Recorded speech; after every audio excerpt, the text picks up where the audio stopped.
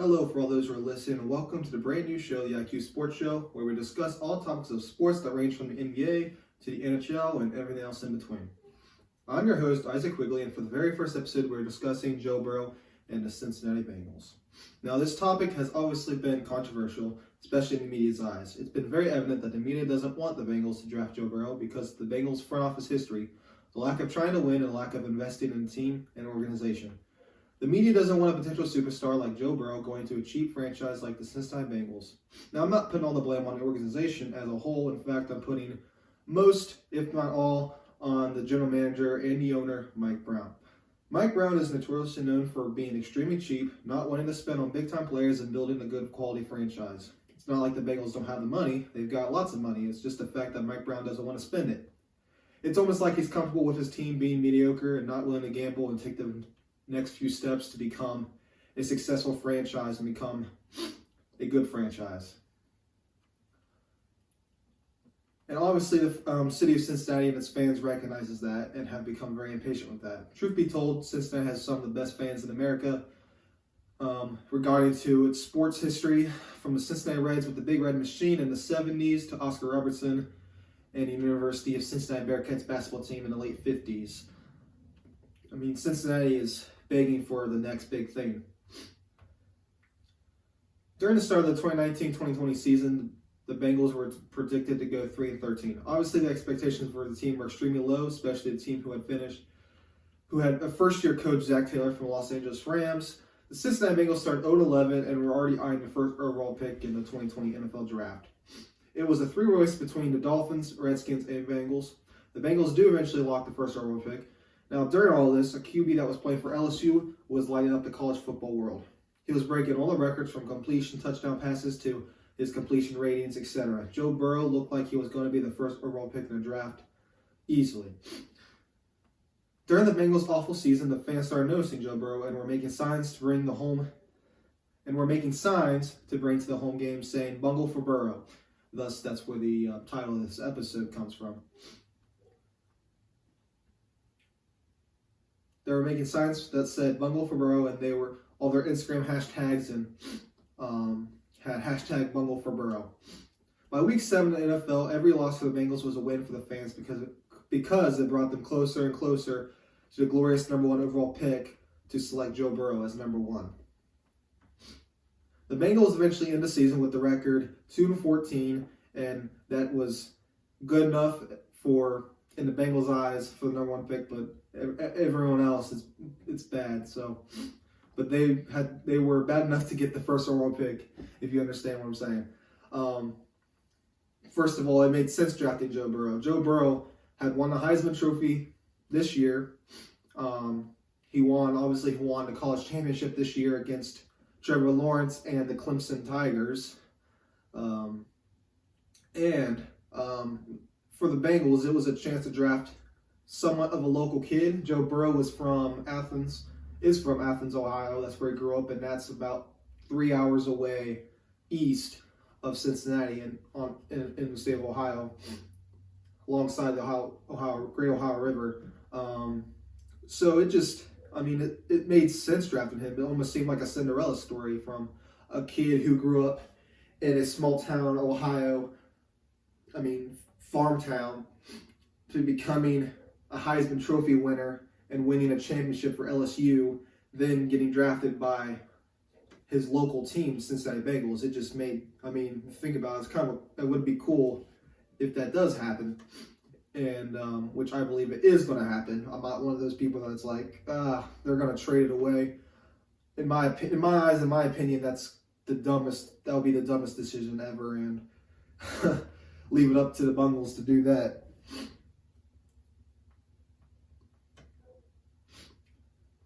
Excuse me, let me find where I'm at here. Now, through all this, the mainstream sports media hates the fact that the Bengals are going to draft Joe Burrow. They're constantly coming up with stories on how Burrow's going to pull an Eli Manning and force a trade. If you don't remember, the Bengals were in position that they could draft Eli, and thus Eli was like, I don't want to go to the Bengals. So he forced them to trade him, and the rest goes down in history. He wins a couple Super Bowls with the New York Giants. Now, if I'm being honest, like with the whole media thing of Joe Burrow, I mean, is going to pull an Eli Manning, it's annoying. Everywhere, every station I turn on to, every show I'm tuning into, it's just like, it's always Joe Burrow and no, Dolphins have the four first round picks, and yeah, they're gonna trade everything for Joe Burrow, and it's just like, oh, come on, media. It's like, I get it. It's slow in sports right now, so they have to have something to talk about, but it's just become very annoying. I mean, I'm willing to bet that if any other team was in the Bengals situation right now, I mean, very few talks will be happening about trading. It's just the fact that it's the Bengals and the media is always constantly bashing the Bengals. And it's just something that they do regularly. And since they just really take full advantage of a small franchise team that, I mean, has had bad past history and it's never really been successful. So it's just some of the things that the media is saying that Burrow should not want to go is to the Cincinnati Bengals is like, oh, they have an O-line that can't protect. Oh, they don't have enough pieces where he can be successful. And let me start with the whole pieces, okay? Like, let me break this down for you. Cincinnati has A.J. Green, which, yes, he is older, but when he's healthy, he's still, I mean, you're still going to have to double team him. I mean, he's that good. That's assuming he stays healthy. No, knock on wood. Hopefully he can stay healthy and Joe Burrow can have a great receiver to throw to. They have Tyler Boyd, a fourth-year receiver from Pittsburgh that is arguably one of the best slot receivers. I mean, he's had back-to-back 1,000-yard seasons with inconsistent quarterbacks. So that's pretty good. They've got Joe Mixon, who is back-to-back 1,000-yard rushings. I mean, they've got some good weapons. I mean, they've got On Tate, who's another receiver, who's a massive receiver. He's built like a tight end, but he has athleticism as A.J. Green, a wide receiver. So, I mean, they've got pieces that they can really work with. Joe Burrow, I mean, now, and they've got John Ross. I forgot about John Ross. With his speed, utilizing his speed, I mean, just imagine Joe Burrow throwing 70-yard Hail Marys to Joe Burrow in the end zone. It's like, I don't know. So it'll be very interesting how they work that, how Zach Taylor's going to work their offense. I mean, from NFL fan enthusiasts, it's going to be pretty exciting, especially with that division. It's kind of stacked. You got Baltimore Ravens, you got the Browns. Yeah, it's the Browns, but I mean, you got not Teddy Bridgewater. You got Baker Mayfield and Odell Beckham Jr. So I mean, the only team that's like up in the air right now is probably just Pittsburgh. And I guess you can say the Bengals, but I mean, they're going to have Joe Burrow. So I mean, you're going to have the Ravens, you're going to have the Bengals, and you're going to have the Browns. So I mean, potentially the AFC North is going to be one of the most exciting divisions in football. Now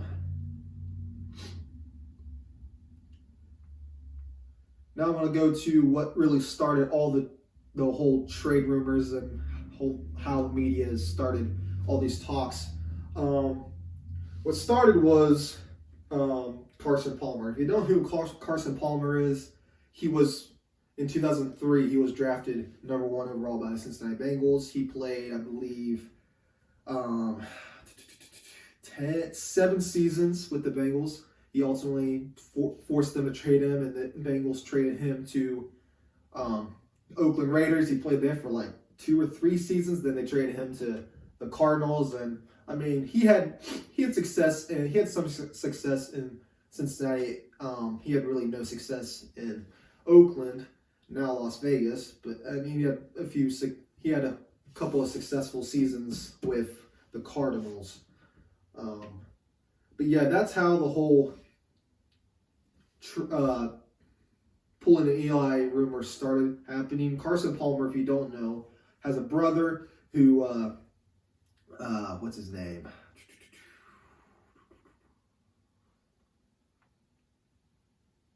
Jordan Palmer,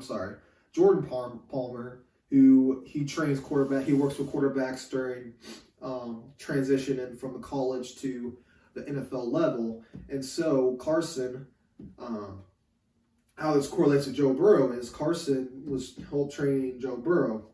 And obviously Carson Palmer had some rough history with the Bengals. Obviously, he still doesn't like the Bengals. I mean, he's always talking about don't go to the Bengals at all, period. And so, I mean, that's what he told Joe Burrow. And when the reports came out that said that, it's like, oh, Joe Burrow's going to pull an Eli. He's going to force the Bengals to trade him. Just all this stuff is happening. And the media was like that, quickly to jump on that.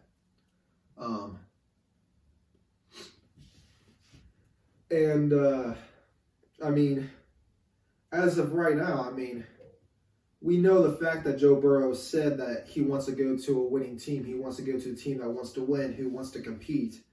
And just by looking at the Bengals and what they've done in the history and what's led up to this point is like, yeah, I mean, if you look at it just the big picture, it's like, yeah, I mean, he doesn't really want to go to Bengals because Bengals have always been mediocre. They don't want to always win. I mean, they do want to win, but they're not making the necessary moves to be successful and win. Obviously, like, Bengals had some bad luck in 2005 with Carson Palmer, like, with that severe knee injury. I mean, people forget that, like, honestly, if Carson Palmer never got injured, I think they could have won a Super Bowl because in that game, one of the first plays, I think it was like the third or fourth play, one of his first passing plays. I mean, he threw a 66-yard pass, completed, and the defensive tackle tackled him awkwardly, and obviously we know the story. He ends up being out for the year. And Bengals still held on in that game for most of the game. It was only the fourth quarter where, I mean, I think they only lost by 2 touchdowns, 14 points.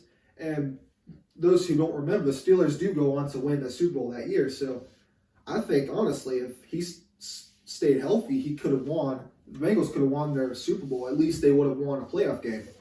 And that was one bad luck game. The other was in 2015 with Pittsburgh and Cincinnati playing again in the wild card. And I mean, that game was crazy. I still remember that game, and everyone knows what happened with that. So, I mean, Bengals are notorious for just having bad luck, and it's almost like a curse. I can understand from a fan point. It's like, yeah, the Bengals are cursed.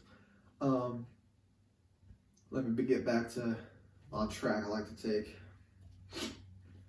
take a bunny trail. But yeah, so, I mean, Jordan Palmer and Carson Palmer were reported talking to Joe Burrow, say, hey, don't go to the Bengals. They're a bad organization. And so, obviously, the media come out a bunch of these stories and stuff. And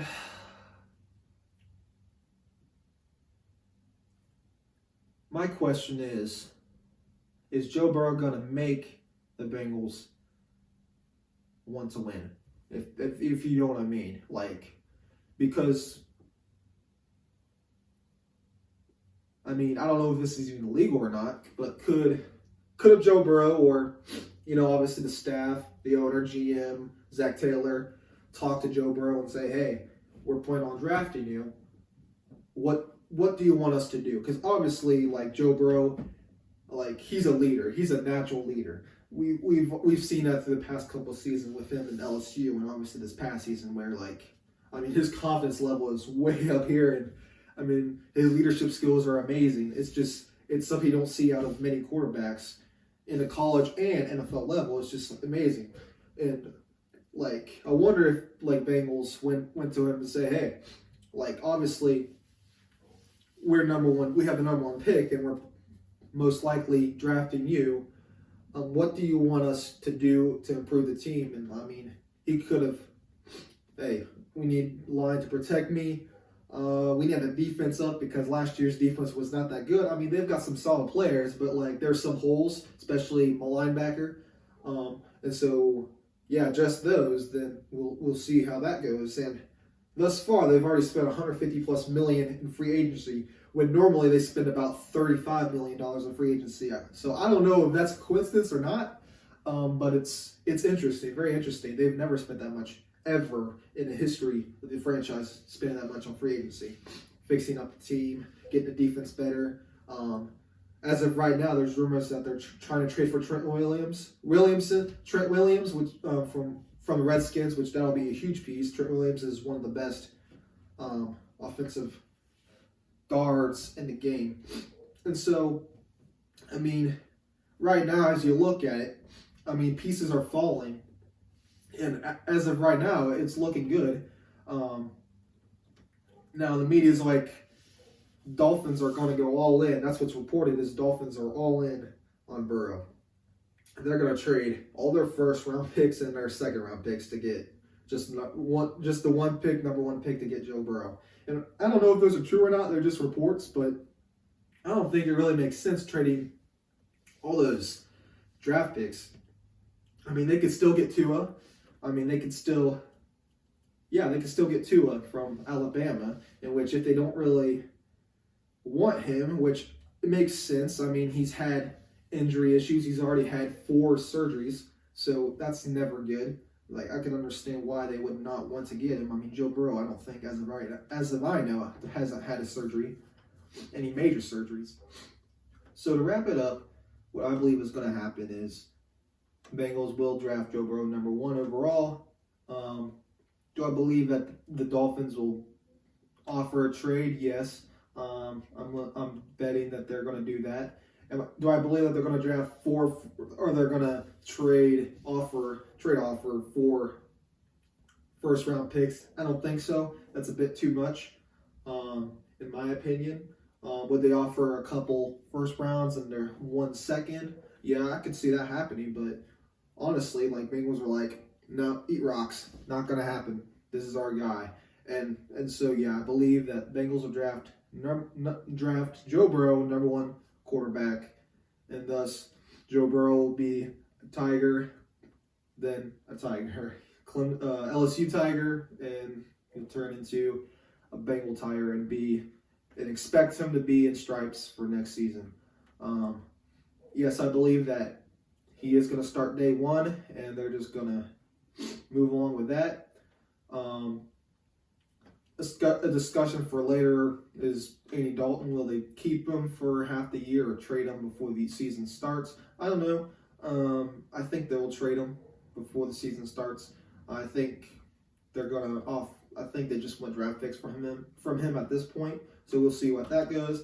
But I hope you guys enjoy this video. Like and subscribe. Hit the notification bell so you can get all the latest videos. I'm not really sure where I'm going to be posting videos, but I'll be posting videos as much as I can. And guys, stay at home, stay healthy, and yeah.